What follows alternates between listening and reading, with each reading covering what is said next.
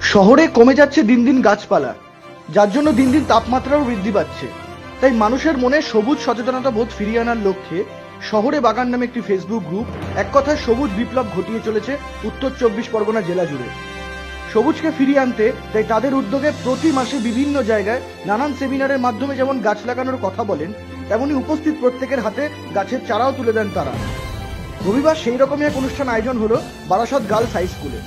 এদিনের এই অনুষ্ঠান নিয়ে শহরে বাগান ফেসবুক গ্রুপের অ্যাডমিন ঝঞ্জিত পাল জানান, আজকে শহরের মধ্যে এত পরিমাণে বৃক্ষছেদন হচ্ছে যে আজ পরিবেশের তাপমাত্রা যেভাবে বৃদ্ধি পেয়ে যাচ্ছে সেটা আমরা মোটামুটি সকলেই দেখতে পাচ্ছি।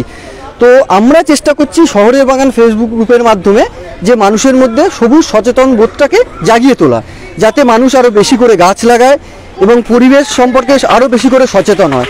তো আমরা এই রকম প্রোগ্রাম প্রতি মাসে একটা দুটো করে থাকি আমাদের গ্রুপের মাধ্যমে। আজকে আমাদের গ্রুপের মাধ্যমে নন্দিনী ফুলের গাছ দেওয়া হচ্ছে। এর আগে আমরা বালি, ব্যান্ডেল, শিয়ালদা এরকম বিভিন্ন জায়গাতে পদ্ম, শাপলা, আমরা এর আগে হয়া অর্কিড দিয়েছি, হাইব্রিড রেন লিলি দিয়েছি, যেইগুলো হচ্ছিল বাজারে এখন সব থেকে দামি এক ধরনের গাছ। তো এই ধরনের গাছগুলো মানুষকে দিয়ে আমরা চেষ্টা করছি মানুষের মধ্যে একটা সবুজ সচেতনতা বোধটাকে বৃদ্ধি করা, যাতে মানুষ আরও বেশি করে গাছ লাগায়।